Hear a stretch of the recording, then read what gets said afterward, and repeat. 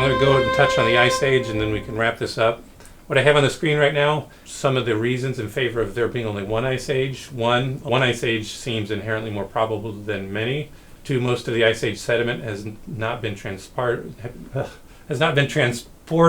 far. Three, most of the glacial sediment is from the quote-unquote last Ice Age. Four, the glacial sediment in the interior regions is much thinner than expected. Five, some areas within the glaciated regions are completely free of glacial sediments. Six, nearly all the extinctions of large mammals occurred after the quote-unquote last Ice Age. Okay, now we'll take a step back, and Paul, you can give us a little short primer seminar on the differences between a young Earth perspective with one Ice Age and a conventional view with many of them over a much longer period of time. Yeah, so in the conventional view that there've been a succession of glaciations separate, sort of interspersed with warmer interglacial episodes over the last 2.6 million years.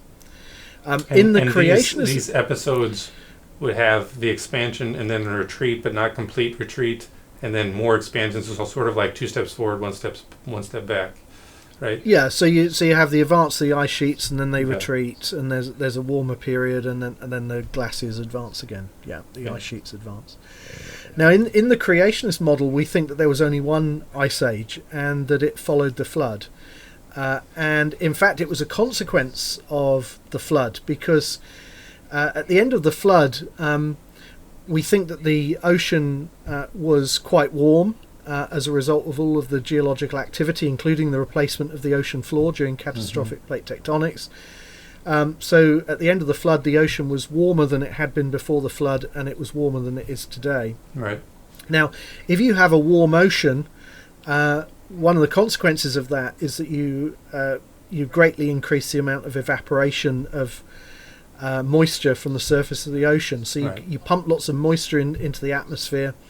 That moisture then circulates over the continents, and it condenses and precipitates as rain.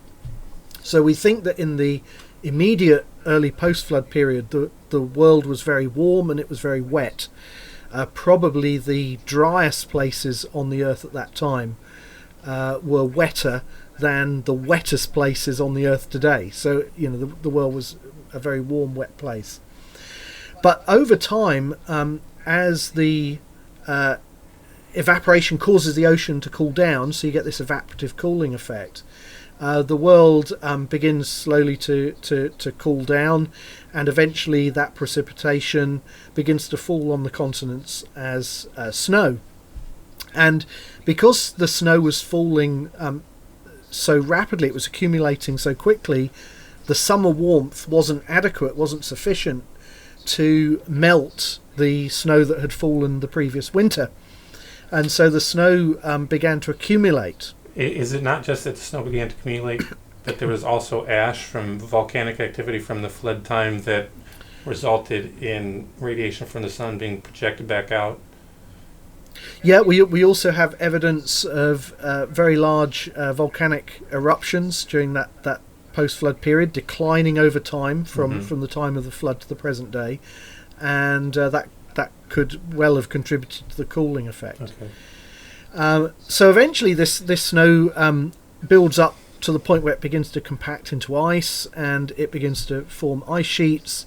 Eventually those ice sheets become so thick that they begin to flow under their own weight, and they sort of surge out over unglaciated areas. And some modelling has been done, pioneered by Dr. Larry Vardaman, who was a scientist and atmospheric physicist at the Institute for Creation Research, and he was able to show, sort of by modelling the early post-flood climate with numerical computer models, he was able to show the accumulation of the ice, the build-up of the ice within a few centuries of the flood, and then the ice would surge out within a few decades and melt back within a few decades.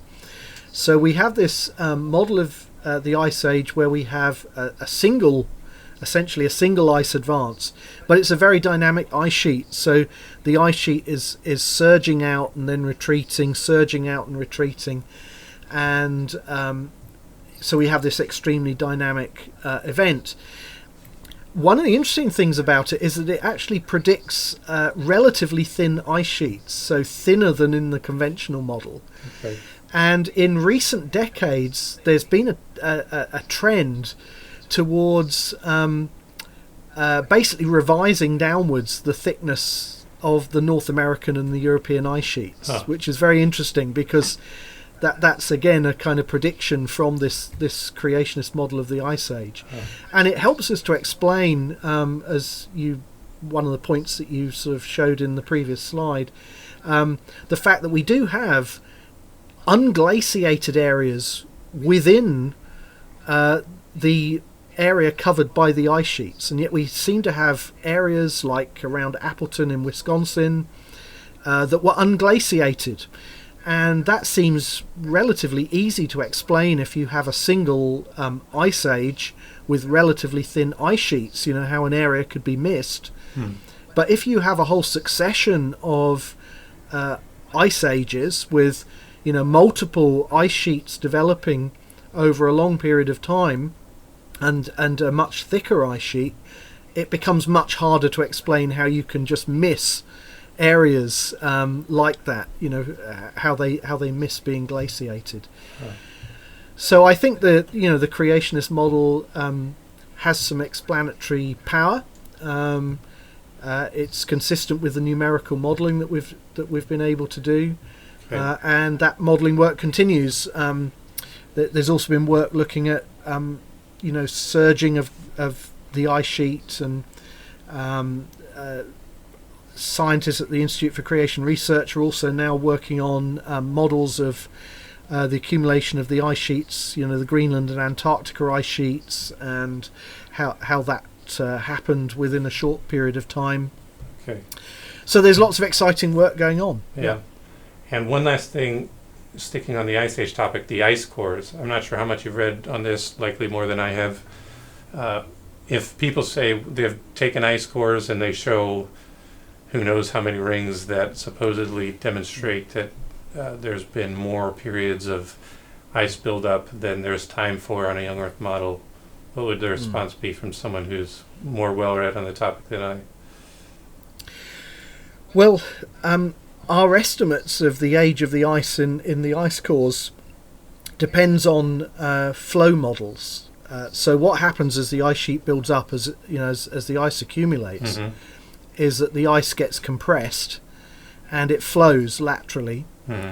So the ice, whatever layers of ice are deposited, actually become paper thin, and you can't actually visually distinguish them at the base of the ice core. So you can't do it visually. Do you mean with the naked eye? Do you need a microscope? Yeah, you can't count annual layers. Okay. So what we have to do is we have to use the ice flow models to estimate the thickness of ice that represents an annual layer.